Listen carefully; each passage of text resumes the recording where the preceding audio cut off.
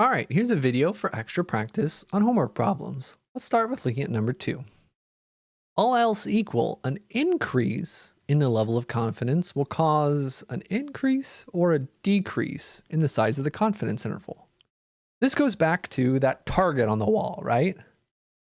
If I have to be more sure that I'm hitting the dart right, if I want to be more sure, an increase in the level of confidence, going from like 90% confident to 99% confident,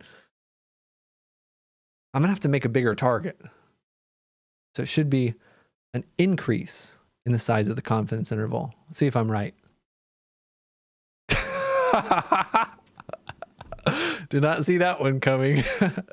I haven't published this yet at the time of this video, but you can check here. Well, I can check here. You don't have this button. It's going to be an increase. Backfired. Let's look at number 5 next. In a survey funded by the University of Washington School of Medicine, 750 out of 1,000 adult Seattle residents say they did not believe that they could come down with a sexually transmitted infection. Maybe that's because it won't happen to me. Maybe that's because they're taking measures to prevent it. Maybe that's because something else. Who knows? But either way, that's the result of this sample. So right off the bat, right, we have we have a sample. All right, we have a sample. That's telling us, I really could just keep writing on things, that p hat is 0.75. Right? That's our estimate. Construct a 95% confidence interval estimage, 95% confidence interval of adult Seattle residents who don't believe they can contract an STI. All right, so, this was a mistake. So what I'm going to do real quick is I'm going to pull up that formula and I'm going to do it with a different program so I can actually write on things. So pull up open board. We're going to write our notes on this. You can actually see, and I won't have to type things on a notepad. So let's look at this. All right, p hat is 0.75. We know that. We want a 95% confidence interval. As soon as we know the confidence interval, we know what our Z star has to be. And you can either consult your table in the notes or look at the standard normal curve and figure out where's the middle 95% of data within 1.96 standard deviations away from the mean. That's what Z star represents. And our notes also tell us that the confidence interval is going to be at p hat plus or minus this Z star times the standard error, square root p hat q hat over n. So all we do is just plug things in. 0.75 plus or minus 1.96 times the square root of 0.75. Q hat would be 0.25. Our sample size, I think, was 1,000, right? We're asking 1,000 people. Yeah, 1,000 adult Seattle residents. Another option is, I guess maybe they're not sexually active, in which case, yeah, it's going to be pretty hard to get an STI if you're not sexually active. So, and again, there's good ways of doing this and bad ways of doing this. If you're just trying to get homework points, I realize that at this time, at this moment, it's multiple choice and you have 100 attempts, so you can hopefully get this right. But it's a good practice, right? To do it all on your own paper for quizzes and stuff. And that's what we're going to do here. All right, so our margin of error is going to be what happens when we type in this other thing into a calculator. My favorite calculator is Google. And whatever. It's going to be 0.75 plus or minus 1.96 times the square root 0.25 times 0.75 divided by our sample size. This is our margin of error, 0.0268. We're going to get our confidence interval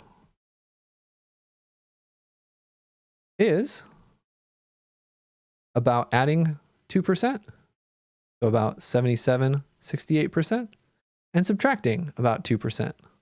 That's going to be about 0.7232, I think. Hopefully this is the answer. We can be 95% certain. We asked 1,000 people. We can be 95% certain that the actual number, the actual proportion of Seattle adults who think they cannot come down with an STI is about between 72% and 78%. Hopefully that's an answer. Oh, we need more decimals. 72.3? 77.7? Great. We chose correctly. I can't submit it yet. I didn't fall for the same thing twice. Look at number 8. Out of 500 people sample, 65 of these people had kids. I'm going to stop right there. 500 people sampled. Whoa, what the heck is that? 500 people are sampled. What proportion of them had kids? 65 of them. Wait, what? All right, we don't know what kind of people they sampled. This seems like a very small number of people who have kids. But yeah, maybe it's like 20-year-olds or something. I don't know. So what is that sample proportion? 65 divided by 500. 13% right here. Okay, p hat is 13%. We're just writing down information as we're reading it.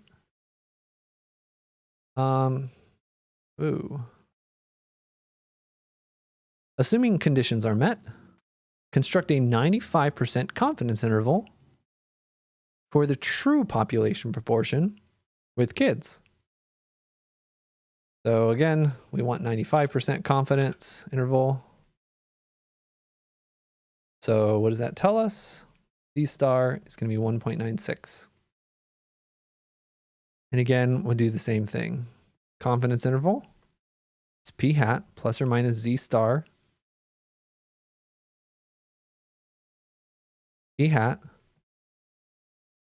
plus or minus z star times the standard error. P hat times q hat divided by n. This right here is our margin of error, mo. So type in mo into a calculator, and let's see what our confidence interval is.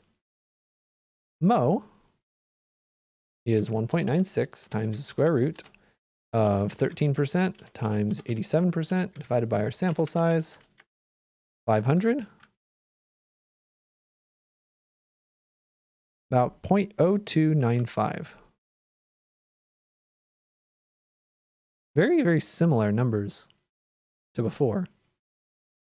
So we add that together, that's going to be about 1595. And subtract those together, that's going to be about 0.10. 05. So the true proportion of people who have kids in this age range or whoever, the true proportion of the people that we asked, the kinds of people that we asked, is between 10% and 16% with a 95% likelihood. Between 10 and 16%. We're pretty sure that the true percentage of these kinds of people who have kids between 10 and 16%. And it wants us to put that in 3 decimal places. That was like here. And 15 or 16, 0.160. All right. And this is how mine is expressing the answer, but you can see right here. All right, we had 2 decimal places that we were rounding. We should have rounded it to 3. Rounds to 0.029. Whereas I rounded twice, so I had the 0.5 and then the 0.5 rounded up. That's why it's off a little bit, but it should still count as correct. Okay.